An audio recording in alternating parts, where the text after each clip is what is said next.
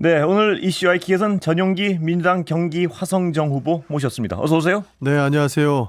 윤석열 대통령께서는 MBC에 전용기를 안 태우는데 저는 아무리 급박한 상황이라도 우리 MBC를 찾아와서 태우겠습니다. 반갑습니다. 예, 본인 소개 잠깐 해주시죠. 네, 저는 더불어민주당 비례대표 국회의원이고요. 이번에 화성시청 국회의원 선거에 출마하게 됐습니다. 예, 비례대표에서 바로 지역 구하기 쉽지 않은데 어떻게 그렇게 그런 결정을 했습니까? 그러니까 4년 동안 열심히 활동을 해왔는데요. 예. 아직까지 해야 될 역할들이 굉장히 많은 것 같습니다.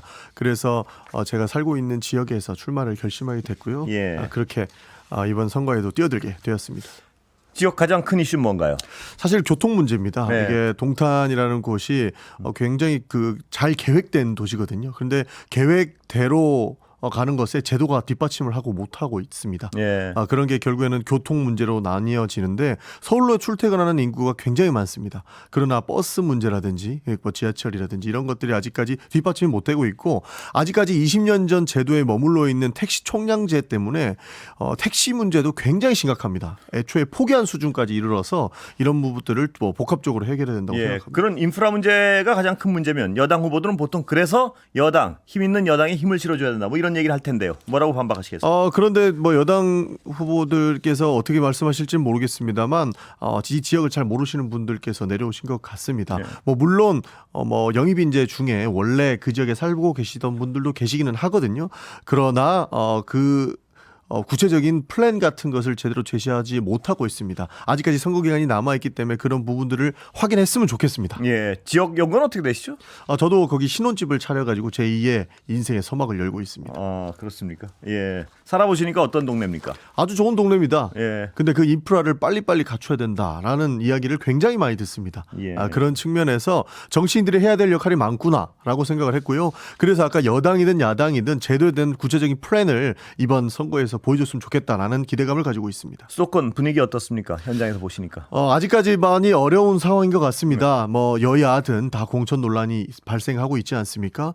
이런 것들을 빨리 해결하고 이제는 정책 대결로 가서 국민들께 어떠한 비전을 선포할 것인지가 중요한 것 같습니다. 피부로 느끼는 어떤 이 선거 판세. 선거로만 네. 놓기는 좀 그런데 지금 시국 자체가 굉장히 좀 혼란스러운 것 같습니다. 네. 정부 여당의 문제뿐만 아니고 지금 대통령실도 각종 논란에 휩싸이지 네. 않았습니까? 뭐 예를 들어서 우리 국방부 장관께서 이번에 호주 대사로 또 파견 가시는 모습을 보면서 국민들께서 이렇게 정의롭지 못한 대한민국을 본 적이 있는가에 대한 의문을 제기하시는 네. 것 같습니다. 그래서 마냥 선거에 빠질 것 아니고 기본적으로 상식적인 사회를 어떻게 국민들께 보여줄 것인가 여야 함께 고민을 해야 될 예. 것이고 윤석열 정부도 저는 각성해야 된다 그렇게 생각합니다. 예, 제가 여쭤보는 거는 이번 선거의 어떤 분위기, 그러니까 어떤 이기고 지고의 문제에서는 어떻게 보세요? 지금 판세를? 아직까지 어려운 상황이라고 보는 것이죠. 네. 그러니까 민주당 입장에서도 민주당에서 만큼이라도 다 잘한다 이렇게 자신 있게 얘기할 수 있는 상황은 또 안 되기 때문에 이런 것들을 빨리 정리하고 새롭게 국민들께 다가가야 된다라는 생각을 가지고 있습니다. 잠깐 언급하시지만 이종섭 호주 대사 문제, 황상무 수석 문제 어떻게 평가하세요? 좀 전에 말씀드렸다시피 국민들은 이 부분에 대해서 굉장히 분노하는 것 같습니다. 뭐 단순히 경제가 폭망했다, 그다음에 민생이 실종됐다 이런 이야기를 넘어서 어떻게 이렇게 범죄 혐의자를 대한민국 국가 대표로 외국 대사로 파견할 수 있는가에 대한 궁금증을 국민들께서 떨쳐버리기가 어려운 것 같습니다. 예. 이것이 이제 선거 논란으로 들어가면 여야가 또 대립각을 세우겠지만 적어도 이런 비판만큼은 정부에서 받으면 안 됐습니다. 세계에 대한민국의 얼굴이 어떻게 구겨질지 상상이나 해보셨겠나. 저는 이런 말씀 좀 드리고 싶습니다. 민주당 공천이나 지금 경선 과정 관련해서도 약간의 어떤 잡음이 있는데 어떻게 평가하십니까? 해당 자범들은 결국에는 그 공천 혁신을 하기 위해서는 따라올 수밖에 없는 것입니다. 그러나 아직까지 석연치 않은 부분들이 있는 것이죠. 예. 이런 부분들을 잘 정리해 나가는 것도 민주당의 남은 과제인 것 같습니다. 예, 아직 정리가 안 된 부분은 뭐라고 보세요? 사실 우리 양문석 후보를 놓고 내용이 계속적으로 지나가고 있지 않습니까? 그러나 아직까지 당의 결정을 흔드는 일까지는 가지 않은 것 같습니다. 우리 김부겸 공동선대위원께서 그 결자 해지해라라고 말씀하신 것은 당에서 직접적인 개입을 해서 뭐 공천장을 회수한다거나 이런 일들은 하지 않겠다. 그러나 본인이 만들어 놓았던 그 리스크들은 본인이 해결해라 정도로 제안을 하는 것 같거든요. 그래서 그 양문석 후보가 이 내용을 어떻게 안고 갈 것인가를 좀 귀추를 주목할 것 같은데요. 아마 양문석 후보는 과거에 이 논란들을 다 사죄하고 사과하는 마음에서 새 출발을 하겠다라고 선언한 만큼 이 내용은 이미 해결될 것 같다라는 생각이 있습니다. 제가 여쭤보고 싶은 당 분위기는 이제 저희가 뉴스를 통해서 많이 전했는데 네. 장 의원님 어떤 판단은 어떻습니까? 양문석 후보의 논란 관련해서 어떻게 생각하십니까? 이제는 좀 미래를 봐야 되지 않을까 저는 싶습니다. 과거에 분명히 논란거리를 제공했고 잘못한 사실은 있는 것 같습니다. 그러나 본인이 진심으로 사과하고 계시고 뉘우치고 계신 걸로 보이거든요. 그런 측면에서는 이제는 미래로 가야 된다라고 생각합니다. 더 이상 논란을 삼을 건 아니다. 그렇습니다. 예. 그러니까 당에서 개입해서 결정할 사안은 아니라고 판단해서 예. 뭐 이해찬 선대위원장이나 이재명 대표께서도 말씀하셨고 거기 이의를 제기하고 싶은 생각은 없으시다. 그렇죠. 김부겸 네. 선대위원장께서도 당에 개입한 건까지는 안 보는 것 같습니다. 예. 그래서 결자해지를 이야기 꺼내신 것 같은데 본인이 잘 그 분명한 반성을 하고 있기 때문에 이 문제는 이제 일단락 짓고 미래를 보고 가야 된다라는 말씀드리고 싶습니다. 김부겸 위원장도 이제는 더 이상 어떤 문제 삼지 않을 것 같습니까? 분위기 보시기에? 앞으로는 문제 삼을 것 같지 않은 예. 것 같습니다. 예. 네. 자, 지금 상대 후보들 어떻게 보세요? 지금 어떻게 평가하세요? 맞상대 후보들 지역. 뭐 유경준 의원께서는 이제 강남 병에서 의원을 하시다가 동탄에 내려오셨죠. 그렇기 때문에 지역 현안에 대해서는 그렇게 밝지는 않은 것 같습니다. 분명히 경기도와 서울은 다르거든요. 그리고 네. 강남과 동탄은 다른 부분이 있기 때문에 하루빨리 동탄의 어려운 점들을 해결하시는 데 눈을 뜨셨으면 좋겠습니다. 그래서 앞으로 남은 토론회라든지 그리고 국민께 심판을 받는 총선에서도 정책 대결로 나갔으면 좋겠다는 생각을 네. 가지고 있습니다. 여기서 이원우 의원 같은 경우에는 네. 해당 지역에서 3선을 했기 때문에 당연히 다크호스라고 볼 수 있죠. 그래서 저에게 남은 과제는 민주당 내부 정리를 어떻게 할 것이냐가 남아 있는데 사실 민주당이 승리하는 데에 우리 민주당원들께서는 굉장히 큰 공을 들이고 있기 때문에 크게 논란될 것은 없어 보인다라는 생각이 있습니다. 자, 유경준 의원은 강남 쪽에서 컷오프 돼서 넘어왔어요. 예. 그런 어떤 핸디캡이 약간 있는 것 같은데 개혁신당 이원욱 의원 같은 경우에 민주당 출신이었죠? 그렇습니다. 어디 표를 뺏어갑니까? 보시기에. 어떻게 보면은 민주당 표를 많이 뺏어가는 모양새죠. 예. 그러니까 바로 옆 지역의 이준석 대표 같은 경우에는 그래도 처음에 보수주의자로 출발을 했기 때문에 국민의힘 표를 많이 가져간다라는 평가를 많이 받았는데 그 반대로 이원우 의원 같은 경우에는 민주당에서 출발했기 때문에 민주당 표를 많이 가져가는 것 아니냐 하는 예. 그런 평가도 받을 수 있을 것 같습니다. 지역 주민들은 뭐라 그러십니까? 지역 주민들도 걱정이 많으신 분들도 있습니다. 네. 왜냐하면 민주당에서 출발했기 때문에 민주당 표를 잠식하는 것에 대해서 대응을 잘해야 된다라고 제안을 주실 정도니까요. 고민하는 분들은 뭐라 그러세요?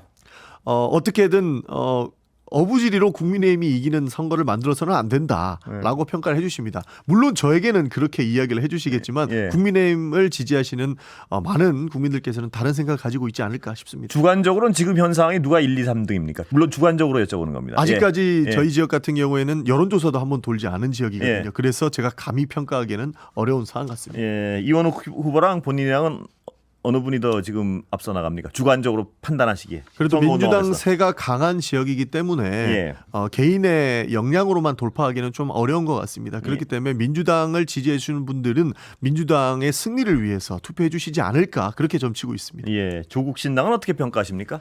조국 신당도 물론 민주당을 지지하시는 분들이 많이 나오신 거기 때문에 큰 역할을 이번 선거에서 해주실 것 같습니다. 예. 그러나 당에서 이야기하는 것처럼 민주당과 연합은 이렇게 같이 가야 되는 것 아니냐 하는 생각에 저도 동의하는 바가 있습니다. 그 부분이 정확히 뭐라고요? 그러니까 더불어민주연합과 예. 그 민주연합은 결국에는 민주당에서 출발한 정당 아니겠습니까? 예. 그래서 원팀으로 가야 되는 것 아니냐 하는 것에 저도 동의하는 생각이 있습니다. 예, 그러나 조국 혁신당의 어떤 지지세가 간단치 않은데요. 지금 돌풍인데. 훌륭한 역할을 예. 해주시고 있다고 봅니다. 사실 민주당에 뿌리를 두고 있는 것도 마찬가지거든요. 윤석열 정부를 정확하게 심판해야 된다라고 하는 부분에 대해서 조국 혁신당도 저도 큰 역할을 할 거라고 생각합니다. 조국 혁신당에 대한 어떤 민주당 지지자들의 지지는 그 핵심이 뭐라고 보세요? 윤석열 정부를 어떻게 심판할 것인가에 네. 대한 것인데요.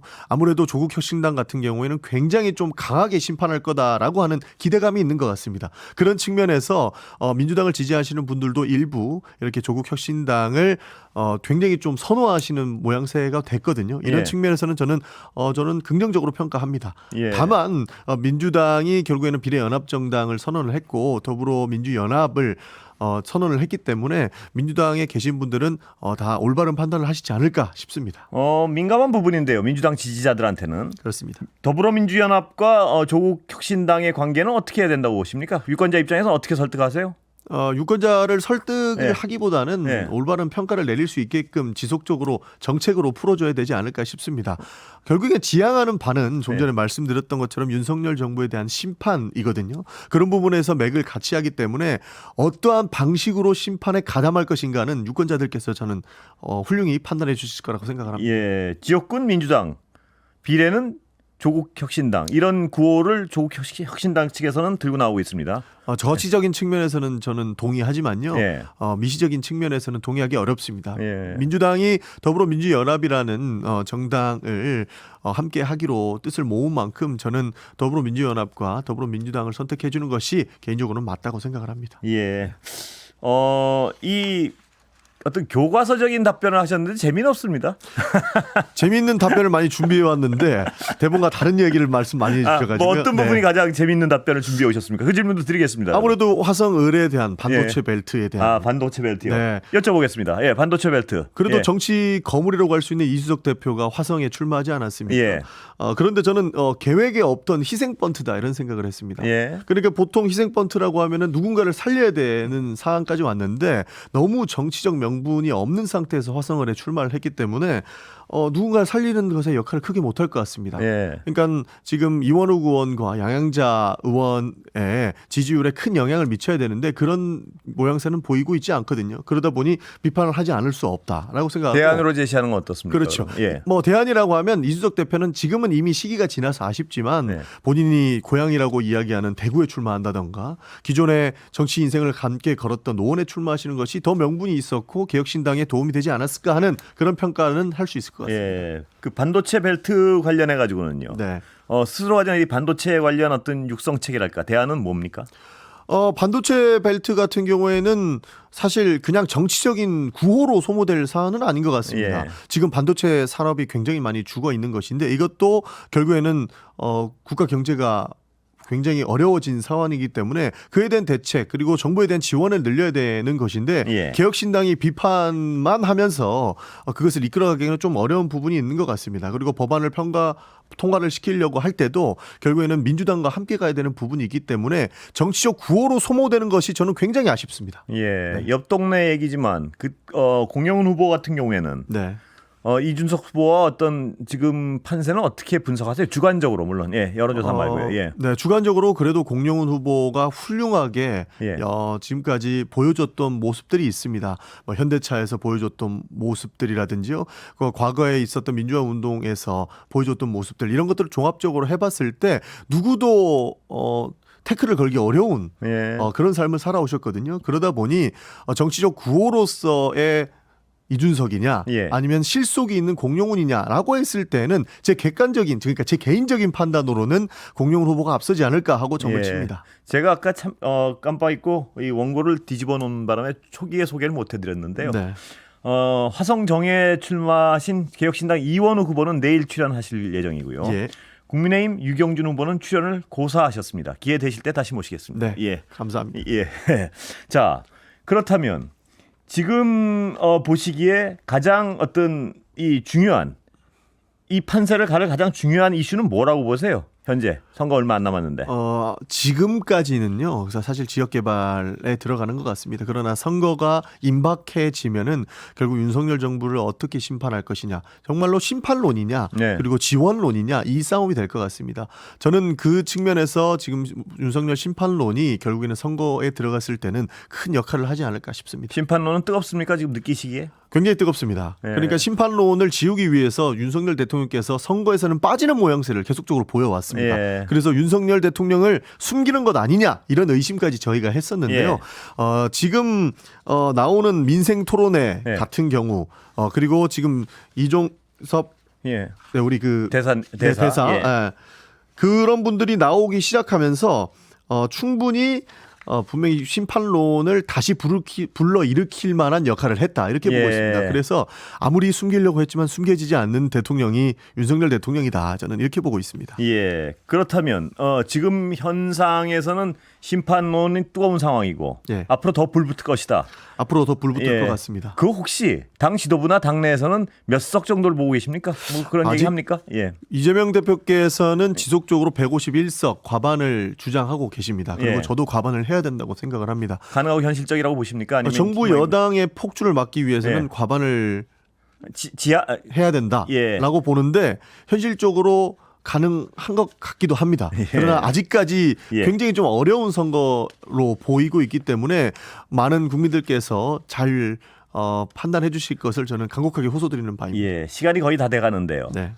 청년 정치인을 길러야 되는 얘기를 양당이 많이 하는데 지금 후보는 거의 없습니다. 거의 없습니다. 예. 왜 그렇다고 평가하시고 어떻게 돼야 된다고 보십니까? 밥그릇 싸움이기 때문에 그렇다고 예. 봅니다. 정치권에서 가지고 있는 국회의원 의석수는 300석인데요. 이것을 두고 모든 사람들이 싸우고 있기 때문에 밥그릇 싸움으로 비화될 수밖에 없는 현실이고요. 젊은 사람들이 치고 들어왔을 때 내 정적이 될 수 있기 때문에 사실 키워준다라고 하는 것을 예. 대한민국 정치에서는 기대하기가 좀 어려운 것 같습니다.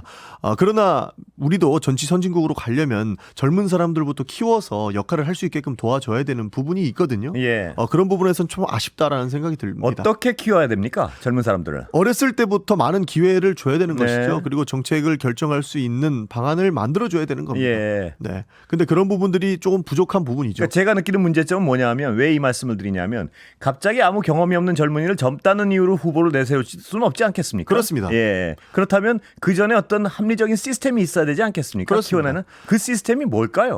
민주당 같은 경우에는 뭐 청년 정치 스쿨이라고 해가지고 이분들이 일단은 뭐 가장 기본적인 뭐 지역 구민들 그리고 지역 발전을 위해서 기여하는 방법, 뭐 소위 뭐 보도 자료를 쓰는 방법이라든지요, 질의서를 쓰는 방법, 어떻게 경제를 살릴 수 있을까 하는 구체적인 내용부터 가르치고 있습니다. 예. 사실 가르치고 적용시켜 보는 이 경험들이 정치인으로서는 큰 역할을 할 것이라고 보는데 지금 우리 대한민국도 이것을 시작해야 된다고 보는 것이고요. 예. 정치 선진국들은요.